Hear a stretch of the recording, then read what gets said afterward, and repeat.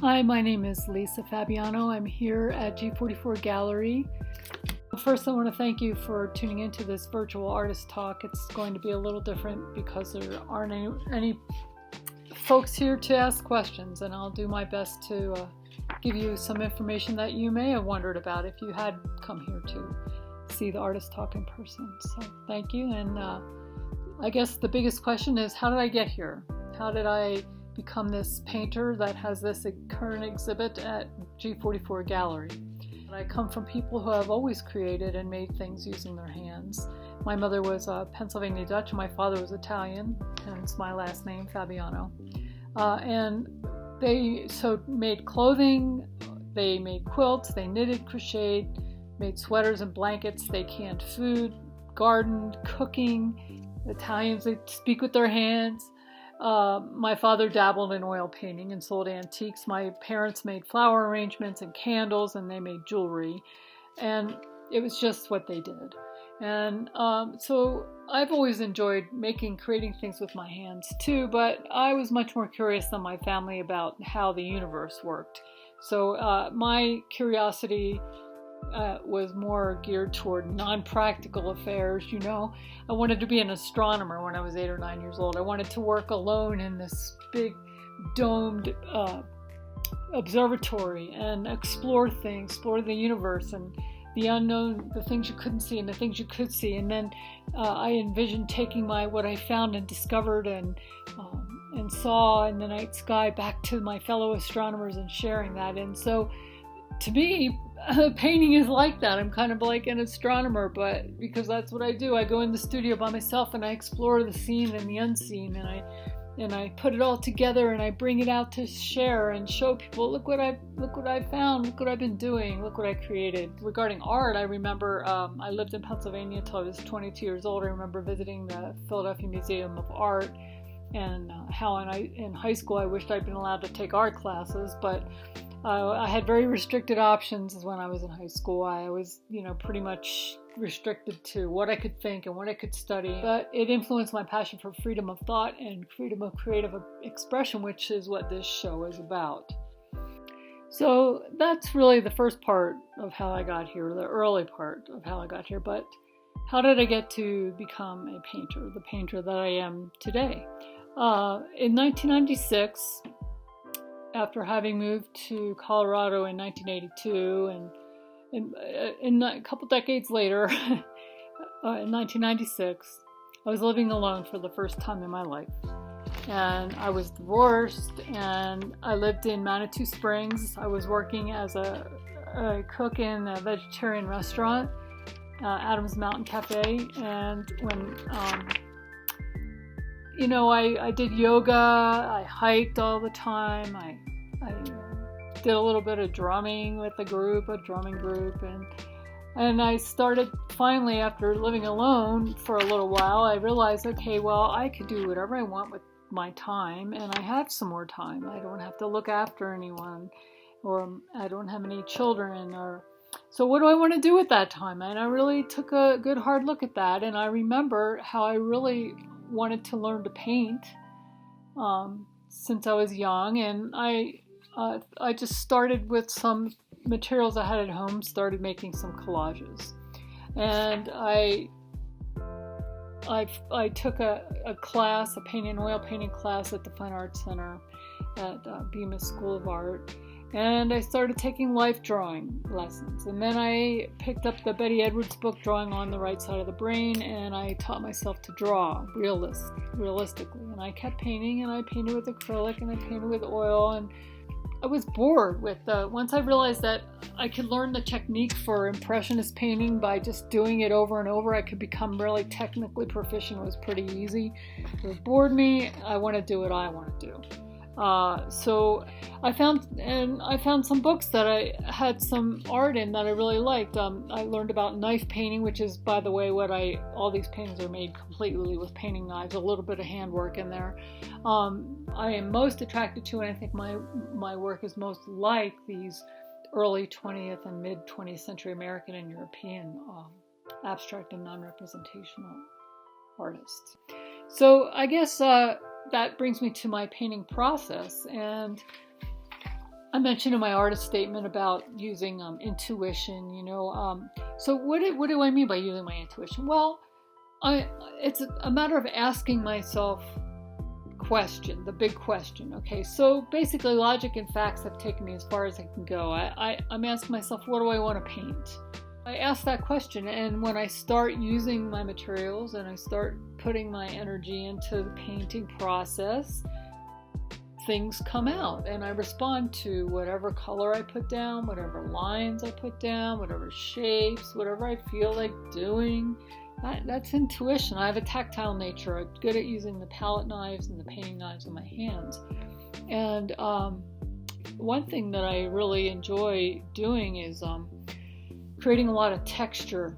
It's important to me because the way that I apply the paint and the way that the paint looks when it reaches a certain thickness, it provides a density, it provides depth to the painting, it provides density to the painting, and that's important to the look of the work to me. It gives, when I look at the work and I see it has density and depth and color and places for my eye to go and little mysterious areas in it.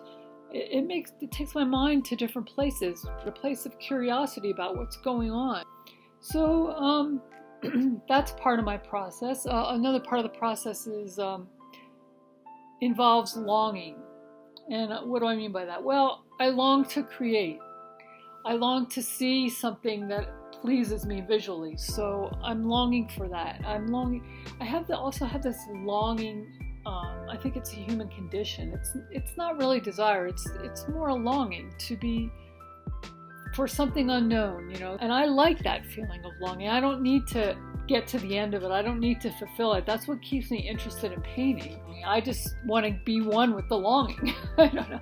It sounds kind of funny, but that's what keeps me interested in painting and creating things that don't exist. I paint because it challenges me, it captivates my imagination. Painting is my preferred means of communication. It's how I record and how I record and share myself. My paintings are a record of my personal experiences, how I perceive the world at different times and places. They're my songs, they're my poems, they're my sculptures. And the titles of my paintings come after the work is complete. The subject of the painting is the painting. And what I see in it after it's completed. That's what the subject is. Before I talk about some of the paintings in this exhibit, I wanted to mention who some of my favorite artists are. Contemporary artists, so artists that are still alive, locally and nationally or internationally. I won't say too many, but I like the painter Robin Greenwood. He's a UK critic, a sculptor and a painter. I like Robin Greenwood. I like Cyan Fragione. I don't even know if that's how you say her name, but I learned about her online. And she's a Washington, D.C. painter. She travels to Italy a lot. I really love her work for its texture and its sense of antiquity. Taos painter Tom Dixon. I love Tom's work. And my favorite local artists are Karen Corey, Phil Vallejo, Lupita Carrasco, and Judith Alcaraz. So I just thought I'd mention that before we start talking about my work. And okay, so I'd like to first talk about the piece called Serious Joy. Well, the title came after the painting was finished. It was a joyful experience to paint it. I got to use this color that I was attracted to that day, and I was happy with the work. I've often been told that I'm such a serious person, I think I've lightened up in the last couple years. But the thing is about being serious is that I find joy in being serious. I notice sometimes these days people don't want people to be too happy or joyful during serious crises and times. And believe me, I've had a lot of painful experiences in my life. But, pain and joy, neither one of those things last. It's all two sides of the same coin. I find that when I'm serious, I can feel joy. And when I'm joyful, I can be very serious about it. I'm very serious about what brings me joy. I'm very serious about painting. Painting brings me joy. That's it. How about looking at a different painting that may have more to it? This one is called The Memory of Something Beautiful. This has definitely got some impressionist style to it, as you can see. That's pretty obvious here. And after I painted it, it was a flurry of color, and applying the color, and the energy was just moving through me. And I was very happy about it.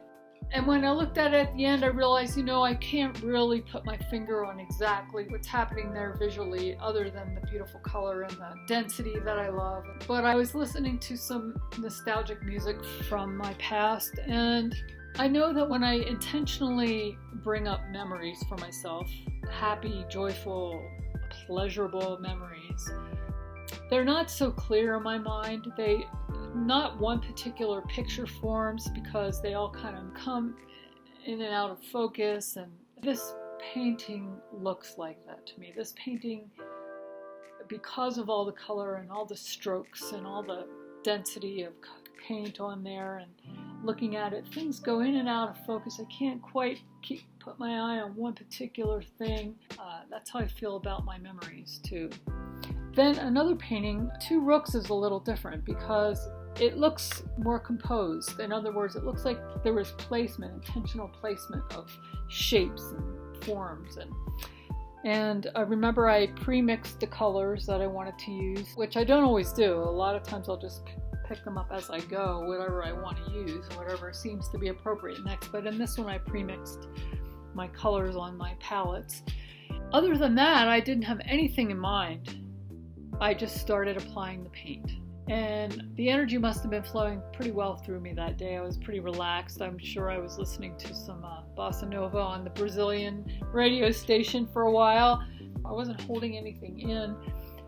Applied the paint, applied the colors, put one thing down, used my intuition, put the next thing down, and lo and behold, this is what happened.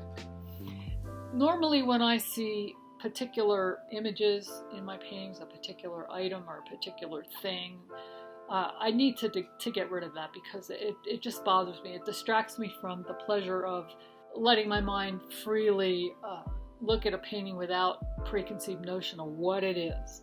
So normally I do that, but in this case there were two things that stood out in my eye. One was a black crow, which in the UK there's a type of crow called a rook. And another one was a rook, as in a chess piece, a castle. And they didn't take over the rest of the image. They were just there. I was just impressed that they showed up, and I liked them so much. This was the first time I just let them be. And I happened to Google Two Rooks because I just couldn't believe that they were there. And I found out that in chess, there's a lot of discussion about whether two rooks in a chess game are more valuable to have. And I thought that was an excellent connotation. It gave my mind something else to think about. And I still like looking at this painting, and that's what this painting is about for me. Okay, so one more painting, actually two more paintings, but I'm going to talk about them as one, and that's these two smaller pieces here, A Very Long Time Ago and Seed of Hope.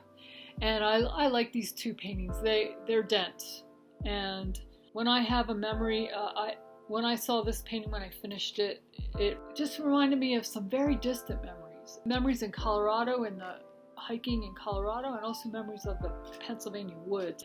And the Seed of Hope is dense in the same way. It reminded me of underbrush and things that I saw in the underbrush when exploring the woods as a child and when hiking in the woods as an adult in the Colorado forest. So those two, A Seed of Hope and A Very Long Time Ago, that's kind of a little bit of background on those two things, and they just please me in that manner.